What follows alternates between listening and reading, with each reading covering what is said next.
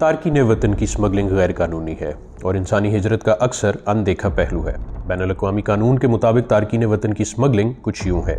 ऐसी ख़रीदारी बराह रास्त या बिलवास्ता तौर पर किसी शख्स के रियासती पार्टी में गैर कानूनी दाखिले का माली या दीगर मादी फ़ायदा हासिल करने के लिए हो, जिसका कोई शख्स कौमी या मुस्तकिल रिहायशी नहीं है। इस तारीफ़ में दो अहम अनासिर हैं। एक, स्मगलर किसी शख्स के गैर कानूनी तौर पर बॉर्डर क्रॉसिंग या दाखिले में सहूलत फराहम करता है और स्मगलर ये काम माली फ़ायदा या दीगर मादी फ़ायदे के लिए करता है। तारकीन वतन की स्मगलिंग एक वसी अरबों डॉलर की आलमी सनत है, जिसकी वजह से मुनज़्ज़म बैनुल-अक़वामी जराइम पेशा गिरोह उभर कर सामने आए। जिनको स्मगल किया जाता है अक्सर इनका बहुत कम ख्याल रखा जाता है और इनको तशद्दुद का निशाना बनाया जाता है। तारकीन वतन को गैर इंसानी हालात में रखते हैं या इन्हें इंतहाई ख़तरनाक ज़मीनी और समुद्री ख़तरात से दोचार किया जाता है।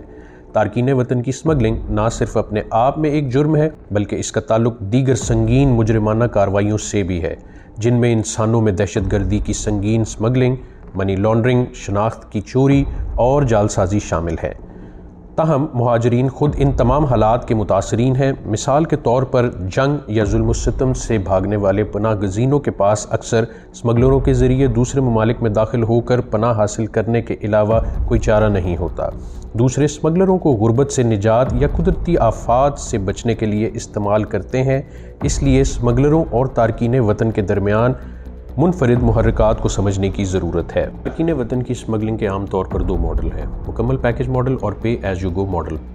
मुकम्मल पैकेज मॉडल में स्मगलर तारकीन वतन को असल मुल्क से मंजिल के मुल्क तक ले जाने की पेशकश करता है।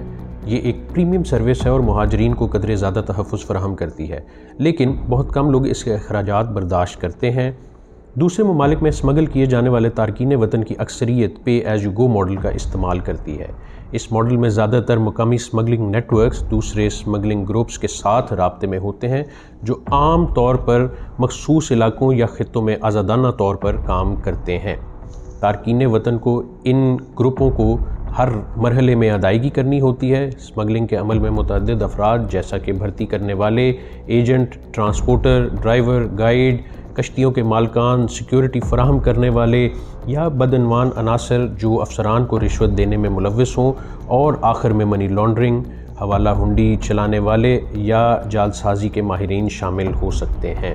तारकीन वतन की स्मगलिंग की मंजिल और राहदारी है। पाकिस्तान में मुहाजिरीन का सबसे बड़ा ग्रुप अफ़गान शहरियों का है, जिसके बाद बांग्लादेशी हैं। ये अफराद पाकिस्तानियों के साथ मिलकर मशरिक़ वस्ता, यूरोप और ऑस्ट्रेलिया की मंजिलों तक पहुँचने के लिए स्मगलरों का इस्तेमाल करते हैं।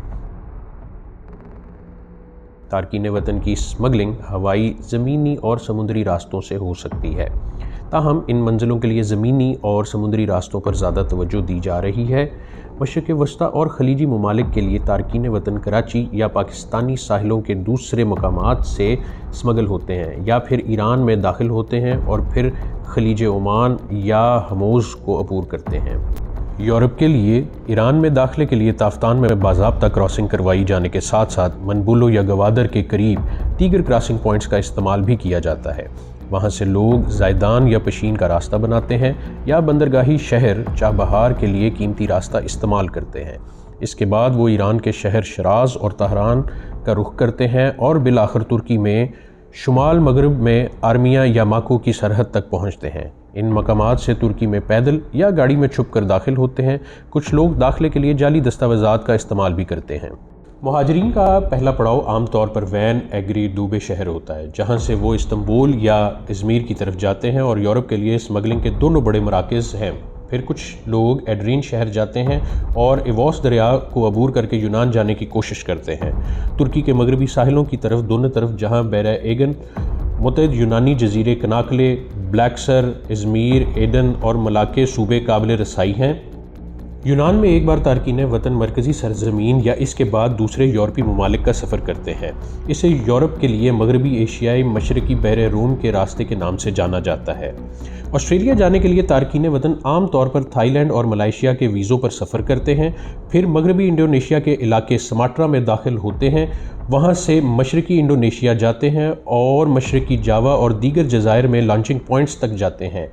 इस मकाम पर स्मगलरों को तारकीन वतन को ऑस्ट्रेलिया में लैंडिंग पॉइंट्स तक पहुँचने के लिए अदायगी की जाती है।